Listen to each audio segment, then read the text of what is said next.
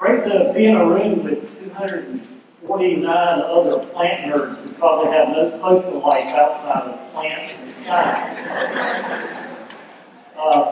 It is great. I do come from a little different perspective. I'm your token horticulturist here at the conference. I'm just curious, how many people are actually ornamental plant gardeners in here? Do we have any? Okay, more than I thought, actually. That's great. After the morning's talks, which were fascinating, I wondered, does anybody actually grow these things as living specimens? So I'm glad to know that there is another part of what we do. I appreciate the research, but I know when I was in school, you had botany and horticulture, and the two never talked to each other. The botanist could tell you all about what the plant was. Once you killed it and smashed it within an inch of its life. Horticulturists didn't know what a herbarium was, but they could grow anything you give them. They could figure out very quickly. So I was always fascinated how the two disciplines could merge together, and how unfortunate it is that we really don't. We don't have this conversation together. I remember I was on a trip out to the Southwest one day, and I spent a couple of days in a herbarium. I'm fascinated by herbariums. I like live plants better, but sometimes all you have is dead plants. So I'm in there looking at all these wonderful forms of ferns, and I made a comment to the herbarium director. I said, well, these are great. Do you have these growing anywhere in the garden? No. Well, if you travel back to these areas, could I send you some money and have you collect me some spores? Oh, I don't know if we can do that. Matter of fact, I don't know if we can travel anymore because we have no funding.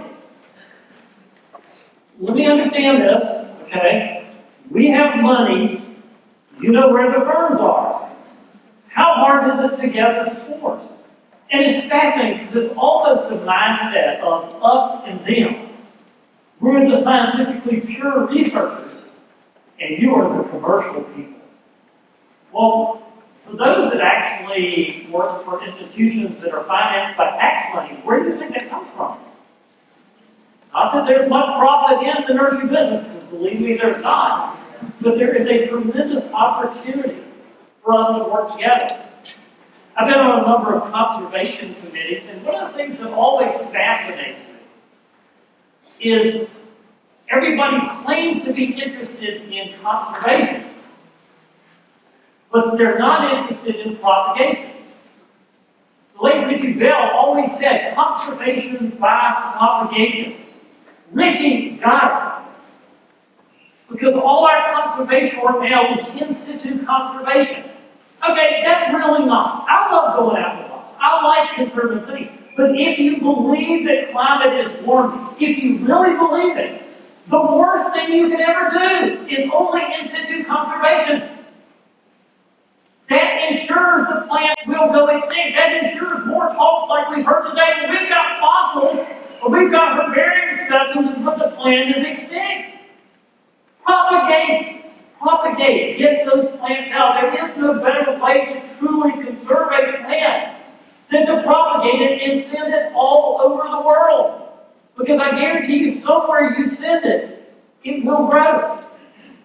So if you truly believe the climate is changing, and how could we not believe that?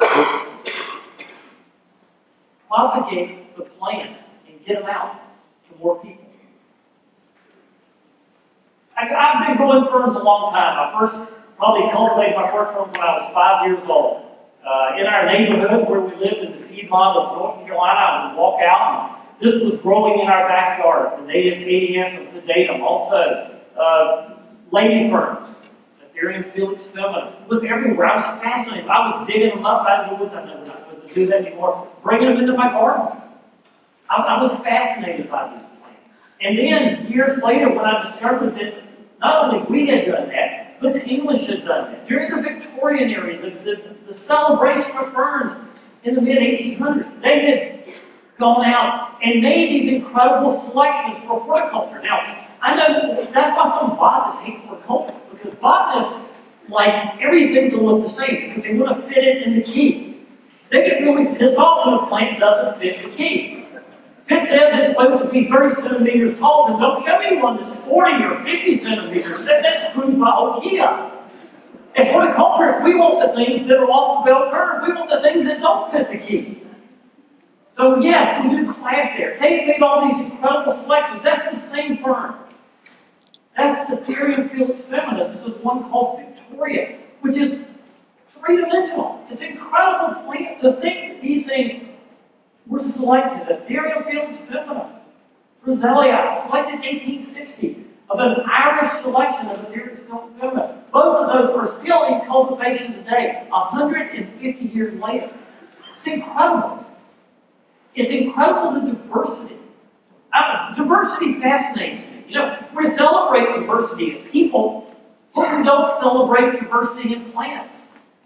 When I go out in the wild, that's what I'm looking for. I'm looking for that oddball. I want that thing that is off the bell curve. So after collecting for many years around our house, I said, well, let's just get out there and see what's out there. Let's go around the world. I've been very blessed now to have taken over 80 botanizing trips, literally in the U.S., all over the world. I'm going to share a few of those today and sort of what we found and what's happening. Our first trip outside the U.S. was Mexico, and it's incredible to climb up into these areas, and I know many of you have been out in the wild, just to see plants in the wild. It gives you a feeling that nothing else does. It's like meeting an old friend in their home and saying, oh, this is where you live. Now I understand more about you. What I did learn, however, is a great gardening myth, is that plants do not grow in the wild where they grow their best. That is a myth. For years I've heard, duplicate what you have in the wild. Well, that's hogwash. Plant grows in the wild where it will persist without human intervention, where it will survive in a niche where it doesn't have competition, but rarely where it grows its best. From there, we went on to across the world to China, became introduced to the wonderful cat's claw fern, Onychium, and a plant that I've just grown to love. I've now tried to find this as many places as we could and bring back and grow as many different forms there is in Yunnan, China. And this is a form we selected that now grows in our garden that we named Yunnan Fancy. We love to give credit back to the countries where these work, make people realize this is where these are. But so often in large commercial horticulture, you never know where a plant's from. And we have to serve to connect people back to the native environments, to teach. Everything is a teaching moment. When you name a plant, and you can name it after someone or after a place, and then teach people who that person was, where that place was, then we've accomplished something. Then we've used everything we have commercially as a teaching moment. I remember we climbed up the top of a mountain, 9,000 feet, and here is terrace ferns out the wazoo, terrace critica, a plant that I've grown as a house plant for years. Frozen at 32 degrees, it was dead. Here we are at 9,000 feet. It's cold as a mother up there. So what do? We brought back spores. There it is in our garden. 0 degrees, not a problem. 0. So we have added 35 degrees of hardiness just by collecting different genetics. It's not all the same. We read books about plants. Everything is written about one narrow set of genetics, or in many cases, even one clone. Everything we know. This fern does X. Well, how do you know? Where's the collection from that you wrote it from? So much information we don't have. This little fern, when I was a kid, my parents would take me down to Savannah, Georgia. Just grew in all the rock cracks, everywhere you'd see it. And I'm a little 5, 6-year-old kid, and I'm pulling little pieces out of the rock cracks and building them, taking them home, planting out, it all dies. Anything much below 30, it was dead. So here we are up on the Tibetan border. And we go out to the, I hate to call it bathroom. Those of you who have been to rural China, you know what I'm talking about. So here's the fern growing. What do we do? Fern spores, you know, we're at 7,000 feet up there, pretty cold. Bring it back. That's it in our garden today. It's a clump 9 feet across and 3 foot tall. Terrace vittata. We named it after a little town we were staying in called Benzalon. It would be something like Town from Hell. That was a dirty town, a loud thing. This plant has now been used in bioremediation. It turned out it's absolutely incredible in pulling pollutants out of the garden. Now we have a form that people can grow that's winter hardened. Huge potential. today. I remember here we are in Korea. We're just south of the mainland on Jeju Island. Terrible picture. This was back before we had digitals. Limophyllum. Where we were, I'm looking around. I can grow everything around it. So we got back home. I found a piece. There was no viable spores on that, but we found one, and now grow it in our garden. It's completely hardy. This year we had a cold winter. Limophyllum sailed through, growing on a rock. We were on Long Island. This is a day's ferry ride off the Korean coast. We walked to the center of this extinct volcano, and here is Arachnoides standischii, a fern I've only known from pictures. Just massive, absolutely incredible. There it is in our garden, same plant. It's a fabulous garden fern. Different genetics, material in the trade. We don't know where that's from. No idea. Maybe Japan. The Korean stuff is a third larger. The fronds are a third wider. Much different plant. The one in the trade goes completely dormant in the winter. The ones from Korea, not so. Stay more evergreen. Just a difference in variation. This wonderful Lycophyte Fern from my Korean trip. Called Korean Traveler. One of the absolute finest ground cover ferns I've ever seen. Foot tall. It is insane how good this plant is. Virtually unknown. This plant should be in gardens all over the world. It's incredible. Plant I tried to grow for years, called Podium for vulgare. All the material is from the Victorian area. Most of it collected in high elevation Alps. Well, in North Carolina, where we might have 2 weeks of 100-degree Fahrenheit temperatures and 100% humidity, it doesn't stand a chance. It's trying to get back on the plane to get back to the Alps.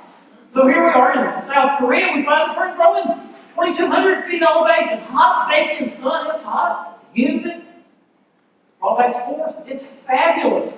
Absolutely great plant. Same species, different genetics. These giant holly ferns, again, huge. Much different Sertonia fortunea than anything in the trade. Where's the trade stuff from? We have absolutely no idea. Nobody's working to get known genetics into cultivation so that we know more about it, we know what to expect. Incredible, incredible potential. This is a cute little thing. This didn't really show up here on the screen, but this is actually silver. This is a little Ethereum breviferans, also from our Korean trip. It's been very interesting because it proves it doesn't come true from spores. It comes true maybe 90% green and only about 10% this beautiful pewter color. We'll figure it out one day. All right, here we are down South America. Here we are in Argentina. Oh my God, what an incredible desert ferns galore. It's incredible. This beautiful, I'm a maidenhair fern nut, because again, I grew up around maidenhairs. Here's Avent lorentzii, a species I didn't know. Fern spores came back, that's it in our garden today. Been there for 13 years. Absolutely fabulous. Nothing like it native in the U.S. A great little fern. This little anemia, tomentosa, we brought back spores from Argentina. It's an incredible little fern. Flowers for months. I know, hey, we do have a fern with flowers. Just an incredible little plant. A little Notholina, we still don't know what species this is, so I welcome IDs. We said question mark Aurea, but there it is growing for us back at home and looking quite nice. Very, very pleased with that.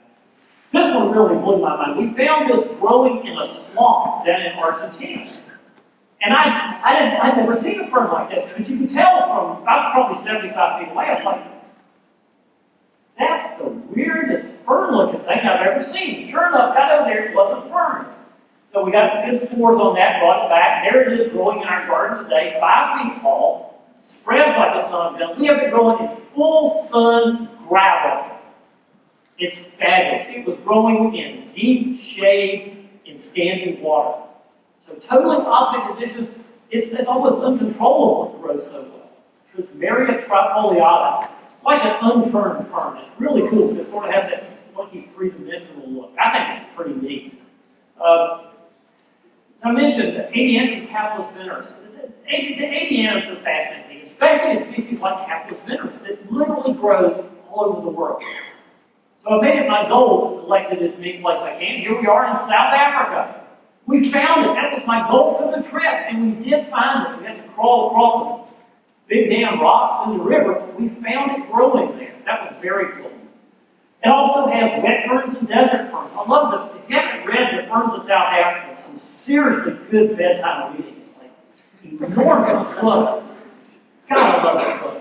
The little clanties, Echeloniata. I just fell in love with this. We saw that throughout our trip. And there it is growing in our garden today, in our rock garden, growing now with cactus and agaves. And it's just absolutely happy as a clam there. This wonderful little Calantes hirta, also from the same trip. I love the desert ferns. They just have a fascination for me. There it is growing in our garden. Looks very different. Same fern. The little Paleovirdis, I don't know, some people call us Calantes. I don't get the Calantes thing, but whatever it is, there in South Africa, growing in the cracks, and there it is in the garden. And look at the different forms. There's two different forms, just different collections. Same species, but yet you can have a totally different presence in the garden. Love this. Oh my God, Paleocalamnos. Been a bear to establish in the garden. We actually still have the plants alive. We've sent it around to several other botanic gardens in America. Hopefully they can keep this going because it is just one fabulous little, tiny little rock fern. I was thrilled to find this. We did get spores. Nothing came up. This is Saithia Dragei, which should be hardy. We found this up as high as 3,500 feet. We should be able to get a hardy tree fern, which for those of us in climates that get down to zero, that would be seriously cool. Then off to Taiwan. If you love ferns and have not been to Taiwan, it's like fern mecca. Oh my God, I'm not worthy. It's just incredible. We walk up here, we are north of Taipei, and we're looking around on the ground for ferns, and just happen to look up, and it's like, son of a, there's bird's nest. Ferns growing in the trees, and we can grow everything around us. We actually have one plant from spores that we're hoping to plant outside. That would just be cool as heck if we could get that in a real temperate climate. So I'm hopeful. Splendid trichomonas. I've killed more of these than molluscus did people. It's an incredible little fern, but I'm getting it from cold areas that get no heat. This area gets heat. So we've got this going. Hopefully we can get that established and get a good form of that out there. The wonderful little Calantes argentea. To see that in the wild, growing on the rocks with the wonderful silver back is just incredible. I'm in love with Coniogramus. Oh my God. It's just, I just like weird things. To see this in the wild there in Taiwan and then have it growing back in our gardens. It's just amazing. And this came through this winter, which was pretty cold for us. We were down in the single digits. Just a great little plant that I think people would enjoy having in their gardens. This was the thing that blew me away. We had seen tree ferns in Taiwan, and we'd seen them all around 3,000 foot. And where we were at 3,000, it's going to be sort of marginal. This one I found at 6,500 feet elevation. 6,500. Did get spores, not a single spore came up. I want this. I have GPS readings on this trip. If you're going to Taiwan, contact me. I will give you the GPS reading. We must get spores. 6,500 feet, it would have to be hardy where this is. Holy Grail. Is anybody growing this? Anybody? Dipterus conjugata, I would kill for this fern. I have to have this. There was no spores when I was there. Oh, God, that hurts. That is like the coolest fern in the world. I understand it's a bear to grow, but I'm pretty stubborn, so I will not give up until I'm able to grow that. We ran up on this thing, which blew me away. This is Mark Weddington, the director of the J.C. Ralston Arboretum. This is above his head. Mark's not particularly tall, but that's one incredible plant. We were able to get spores, didn't even know what it was at the time. Turned out it's Pteris Wallichiana. And this is it in our garden, and easily will get head high. It's the closest thing we can do to a tree fern. It doesn't have real bark, but it gets the size we're looking for in tree ferns. Really incredible how it branches real high. Something you would see only in like a Dichronopolis. Really amazing. Nephrolepis cordifolia. Here we are at 6,500 feet. I brought back spores. It died. It should not die. It should be hardy from 6,500 feet where I collected that. Everywhere we go, you have to pick out an elevation. Anything above this, not going to take our heat, and they blow this, too cold. But that one should grow. I'm really pissed that one did not survive. I don't know what this is, but that's like the coolest little fern. I'm guessing some sort of droplet. Here we are still in Taiwan. Plagiaria, okay. I'm after it. I want this. That should grow. If you've got spores, let me know. What is this? That's another plagiaria. I love plagiarias. I want this plant. This is good. This is at a good elevation. We should grow this. The spores come out there. That is incredible. I mean, the fronds were huge and silver. Oh my God. I love pyrosias. I mean, they're just so weird. So here we are in the wild, pyrosia, a polydactyl, a plant that we actually already grew back at the garden. I mean, incredible plant. Isn't that amazing? Look at that form. That's just the variation of the wild. I mean, I could spend months over there just looking at the variation of the different forms. Oh, Pyrosia shearii, heart stands still. I actually have a small one. It's not growing nearly this well. That's just a cool fern. And it's hardy. It's hardy down to single digits with no problem. This one actually did come back. This is a microgramma, the name's too long, Leposaurus pseudo-euphoriensis. I knew it had a lot of consonants in it. That's actually growing in our garden. That's it. Now we have this plant. I mean, in Taiwan, every plant has ferns growing on it. The ferns have ferns growing on it. It's just everywhere you look. It's just like this wall of ferns. It's really incredible. The Woodwardia ujinimata there has peak new growth, whereas much of the other Woodwardia ujinimatas we collected don't have the wonderful pink new growth. But that's been an incredible one also for us. I mentioned the Adianthus. Here it is again, Adianthus bitter. This was my goal for the trip. This was in Crete. You ever tried to find a wet fern in Crete? We had looked for 3 days, and we're driving back to the hotel around the corner. It's almost dark, and I just screamed at my friend driving. I was like, stop, stop, stop, stop, stop, stop. We had to turn around, finally found a place to pull off, and there it is. We found it. Growing in the wild, like same native species. The interesting thing about it, it has evolved to go summer dormant. Because it's native to Crete. Look, everything in Crete goes summer dormant. Same plant in the growing season, but once it hits hot weather, there it goes. Check it out. The wonderful droplet pallida, a plant I did not know that we found also in Crete, and there it is growing at home in our garden. Beautiful little fern, very elegant. I think this has a wonderful place in people's gardens.